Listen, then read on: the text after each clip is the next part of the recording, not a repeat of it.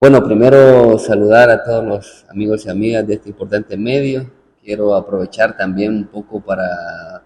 que este mes de septiembre en el que estamos, este mes donde se conmemoran 202 años de la independencia, nos sirva para reflexionar sobre la importancia de cuidar a nuestra patria,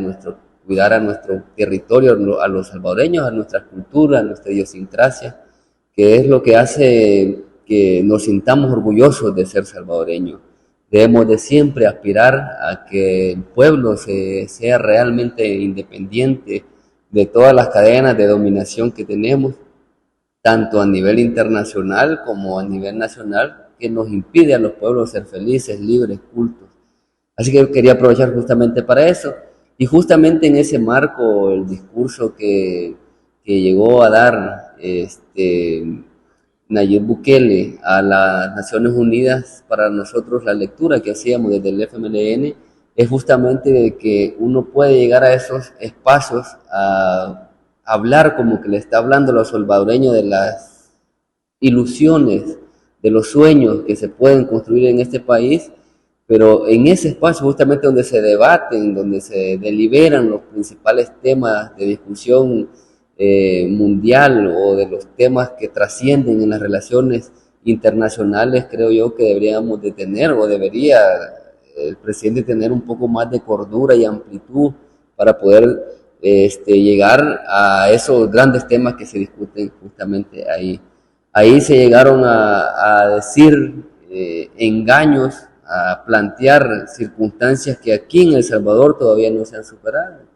como decir de que somos el país más seguro del mundo, cuando hay países donde la guerra, donde la violencia, el narcotráfico,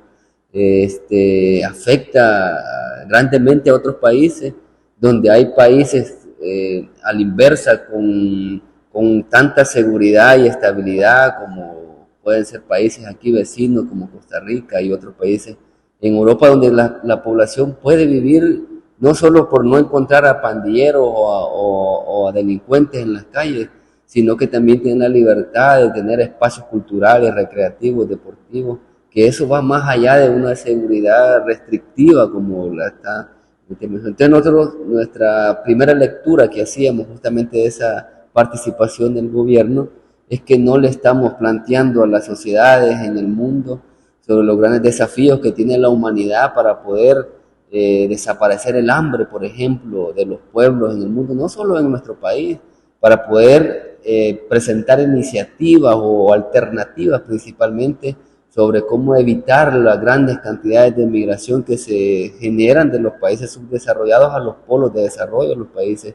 desarrollados como se conoce. Entonces, esos espacios son justamente para eso y lo que fuimos a ver fue nuevamente una campaña de publicidad sobre un personaje que quiere vender solo las imágenes, las ilusiones de lo que se está haciendo o de lo que se pretende hacer, más no de las realidades de pobreza y desigualdad. ¿Qué alternativa se planteó ahí que tiene este pueblo salvadoreño para salir de la miseria, de la desigualdad, de la pobreza, de la depredación ecológica? No se plantea nada de eso. Entonces, creo que nos deja para estas generaciones en el país la lectura de que hay que saber aprovechar los espacios para ventilar sobre los temas más importantes del país. Pues mira, nosotros siempre le hemos dicho que la persecución al delito, la persecución a los pandilleros, a los que han generado dolor a la familia salvadoreña, hay que ponerles todo el peso de la ley. De hecho, nosotros en nuestras fórmulas presidenciales, en los candidatos que llevamos, se ha planteado que uno de los aspectos que debemos de desmentir del engaño y de la mentira, la manipulación que tiene este gobierno sobre el tema de que es la oposición o nosotros particularmente que queremos cerrar el régimen de excepción. Nosotros decimos todas las medidas que vayan, que contribuyen a poder subsanar el problema de la delincuencia de raíz en el país, hay que implementarlo. Claro, eso no debe de llevarnos a que haya personas inocentes que sean encarceladas, como es el caso en nuestro país de una gran cantidad de personas que mueren incluso en los centros penitenciarios sin un juicio y siendo inocentes. Mucha gente está pasando eso. Y hemos alertado también sobre este tema de la seguridad de que hay una gran cantidad de casos que se reportan como desaparecidos, una gran cantidad de casos que incluso no aparecen en la estadística de muerte insospechada sobre los motivos. Y este caso que se ha dado de esta muchacha, de esta muchachita, de una adolescente violada, para nosotros es indignante cómo el gobierno y el Estado no le ha puesto cuidado a esa práctica que es recurrente en la sociedad salvadoreña sobre el acoso, sobre la violación de menores y sobre esa política que también tiene que ver con la seguridad, principalmente de las mujeres, de los niños y las niñas. Hacia eso no se le está apostando. Es decir, hay una política que dicen nacer con cariño, pero en la adolescencia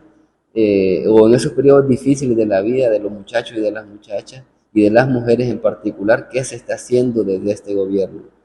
Al contrario, entonces seguimos con una política de represiva contra los delincuentes, que hay que seguirlo haciendo, pero para acabar el fenómeno este de la violencia en una sociedad como la nuestra, debemos de atender de raíz muchos de los problemas que afectan a la población. Y este ejemplo que hemos visto, que se ha reflejado, que no es el primero en este ejercicio de gobierno, pero que no es el primero en la historia de nuestro país, donde se cometen este tipo de abusos condenables, repudiables ante la sociedad, que debe de obligar a los estados a atenderlos de manera inmediata, atenderlos de manera oportuna. Hoy, por ejemplo, esos proyectos innovadores que hizo el FMLN, como el tema de que en la PNC tuvieran una atención especializada a las personas, las mujeres particularmente que habían sido producto de acoso, de violación, de abuso, o la política que se habían desarrollado en Ciudad Mujer para atender estos casos, tanto jurídicas, psicológicamente. Hoy lo que hemos visto en este gobierno es que se han seguido desmontando estas políticas de desarrollo social, estas políticas de integración que evita que ese tipo de situaciones dolorosas para la sociedad se conviertan en el diario vivir de esta sociedad salvadoreña. De hecho, yo adelantarlo, eso los candidatos del FMLN deben de decirlo, pero nosotros vamos a apostarle en nuestra campaña a que el tema de la prevención, el tema de desarrollar espacios de esparcimiento, de educación, de cultura, para evitar las situaciones de violencia en el futuro, sea una política de primer orden que implemente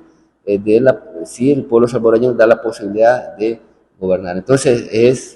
esa es como la valoración que hacíamos nosotros sobre este caso doloroso y triste que nos han presentado en una situación delicada. Son los salvadoreños, las salvadoreñas las que deben de tomar las riendas del país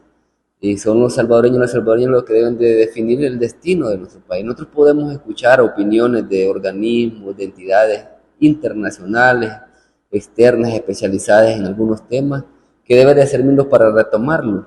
Pero en definitiva son los salvadoreños los que debemos de tomar las decisiones para poder construir el futuro. Y yo creo que, yo lo decía al inicio, sobre el tema de la seguridad, para quitarnos el dolor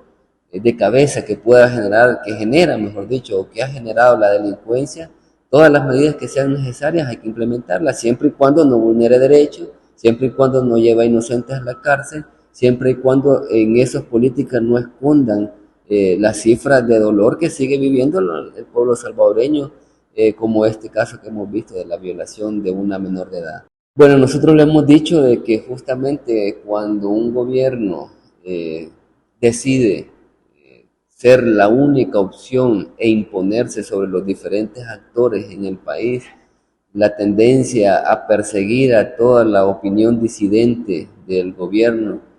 a enjuiciar a mucha gente sin llevarle un debido proceso, todas esas políticas de censura hacia los medios de comunicación, de censura hacia periodistas, todo ese ambiente que genera un Estado o en un país, genera la tendencia justamente a generar un gobierno autoritario o un gobierno que tiene síntomas o aspiraciones a un gobierno dictatorial.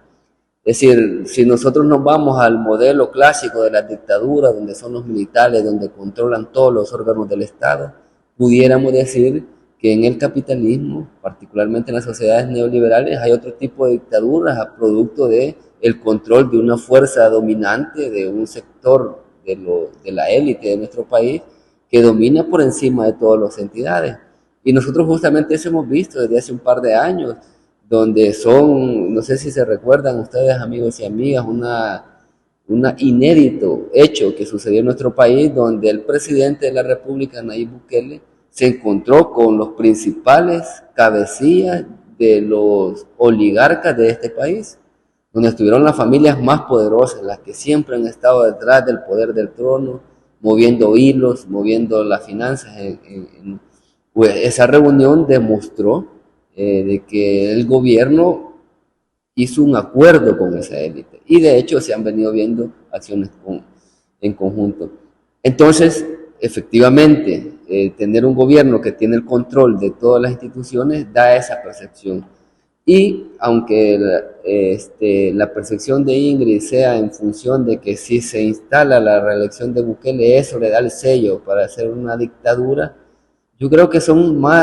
elementos que está dando el escenario, no solo el de la reelección, que es inconstitucional, que es ilegal, que incluso es un delito promoverla, según las reglas actuales, pues, según el estado de la Constitución, según las leyes de la República, eso es lo que hasta hoy está planteado. Por otro nos decimos, nosotros no nos oponemos a las elecciones, a la reelección presidencial per se, es decir, por el mero hecho de hacerla, sino porque hasta hoy en la Constitución de la República se prohíbe ese ejercicio. Pero nosotros hemos hablado de esa cadena de ilegalidades que generan ese ambiente autoritario, ese ambiente de persecución, ese ambiente de inestabilidad para todos los actores políticos. Hoy la gente puede no tener miedo de las pandillas que estén en las comunidades, pero si tiene miedo que en un momento que vaya en una comunidad de trabajar el día nocturno y se encuentre un militar y sin ninguna explicación alguna, sin ningún motivo, sin ninguna razón, caiga preso, como miles de personas inocentes que han sido encarceladas sin deberle nada a la ley. Puede ser también mal interpretado por la audiencia y yo quiero decirlo en nombre del FMLN, nosotros no quisiéramos regresar a esos periodos oscuros de la historia donde murieron miles de salvadoreños,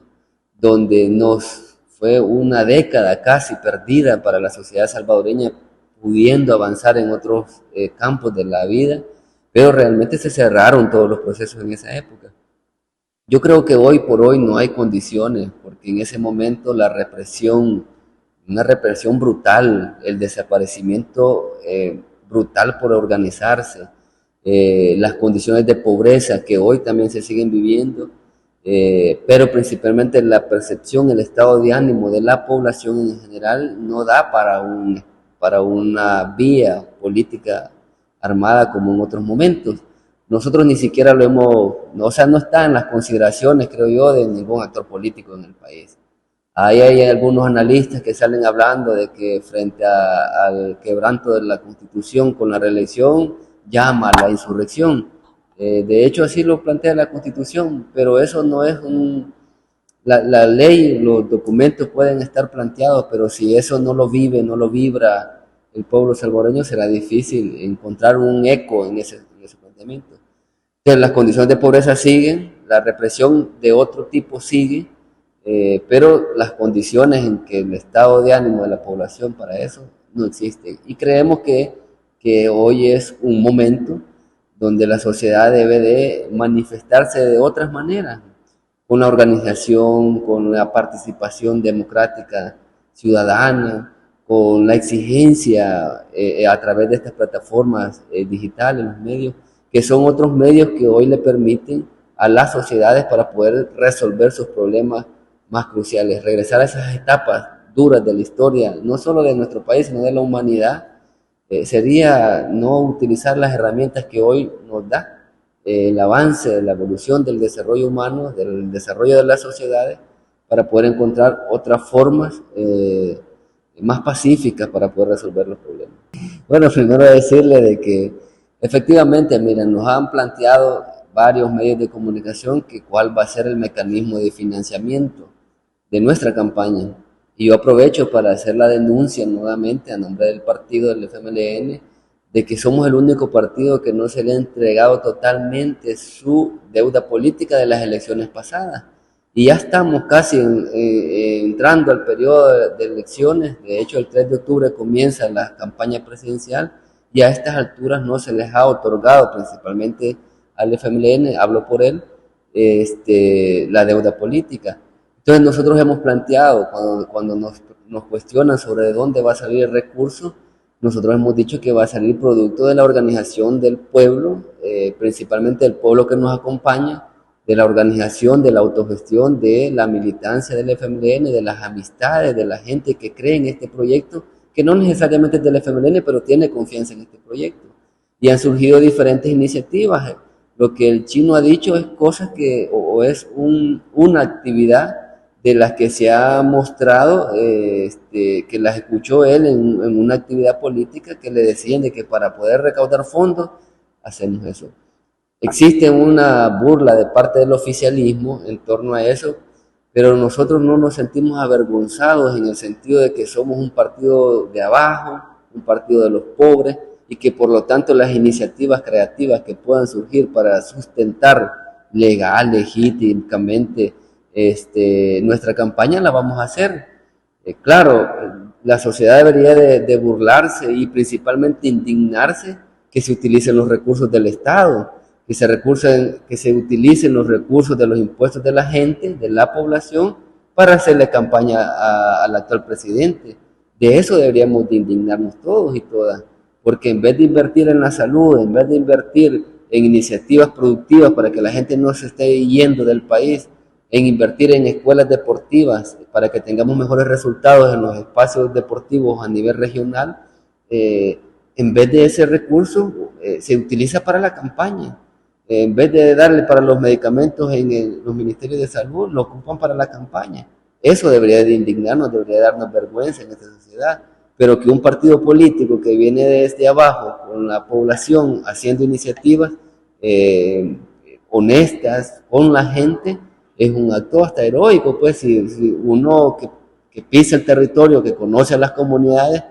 ¿cómo hacen ellos para desarrollar, por ejemplo, un festival del maíz, como le llaman en algunas comunidades?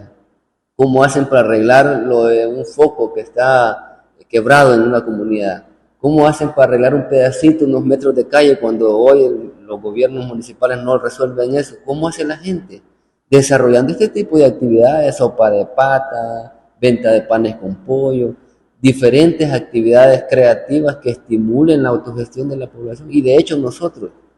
somos de la idea de que el pueblo cada vez más debe ser protagonista para resolver los problemas. Si el pueblo quiere construir una alternativa real en este país, debe de implicarse, debe de meterse en esa política. Entonces, para nosotros, más allá de la mofa que el oficialismo haga, es una actividad más de las que se van a hacer para poder desarrollar. Vaya, yo les voy a tener que decir públicamente que nosotros estamos desarrollando rifas para poder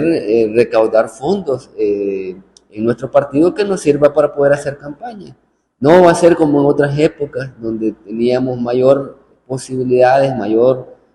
digamos, contribuciones de amigos, de amistades que nos apoyaban en eso, pero es una campaña que la vamos a hacer con dignidad, con orgullo y producto del trabajo y la creatividad de la gente. De hecho, han habido de hace poco, aquí en Santa Tecla, hubo una actividad justamente de eso. Para mediados del mes que viene, en octubre, vamos a tener esta rifa. A fin de año estamos planteando hacer una cena con varias personalidades. Es decir, son varias actividades que se hacen nacionales y también regionales en el partido, con la búsqueda justamente de que nos permita, producto de la desigualdad que nos genera este sistema, donde unos partidos tienen todo el aparato institucional, todo el financiamiento institucional, les dieron la deuda política. No sabemos si ya Hacienda le entregó la deuda adelantada a estos partidos oficialistas. Pero frente a esa desigualdad que tenemos nosotros los partidos, principalmente el FMLN, pero los partidos de oposición, esa desigualdad electoral que constituye un fraude electoral, porque no es solo la falsificación de los votos el día de las elecciones, sino que también el no tener condiciones igualitarias como lo manda la ley, es una limitante para desarrollarlo. Entonces, vamos a seguir desarrollando ejercicios, actividades que nos permitan desarrollar actividades para autofinanciar nuestro trabajo. Primero, que esos datos, que esos hechos reales matan cualquier mito y matan cualquier engaño, cualquier publicidad engañosa o cualquier inversión millonaria en vender una idea diferente. Porque justamente el 15 de septiembre en la cadena nacional, Nayib Bukele se atrevió a dar una mentira en medio de, o para que todo el pueblo salvadoreño se diera cuenta de ese engaño, de esa mentira, decir de que en estos gobiernos ha disminuido la migración, cuando todo el mundo somos testigos y hoy hay un hecho concreto donde se ve que son miles de salvadoreños diariamente que migran hacia otros países para poder encontrar soluciones. Aquí no nos podemos dar, como bien dicen en el pueblo, a tol con el dedo, tratando de engañarnos de que ha disminuido la migración, cuando en México se reportan cada vez más deportaciones, cuando vemos las noticias donde hay trenes llenos de gente yéndose hacia Estados Unidos o hacia otros países, y cuando El Salvador sigue siendo, según las estadísticas de del país que no ha logrado decrecer en la migración, sino que al contrario ha aumentado la migración. Eso refleja un hecho que más allá de las ilusiones, de la propaganda, más allá de todo eso que se ventila en redes sociales, es un hecho real que la gente se siente sin oportunidades para poder salir adelante, para poder contribuir a tener un estado de vida, una calidad de vida cada vez mejor. No es extraño en ese sentido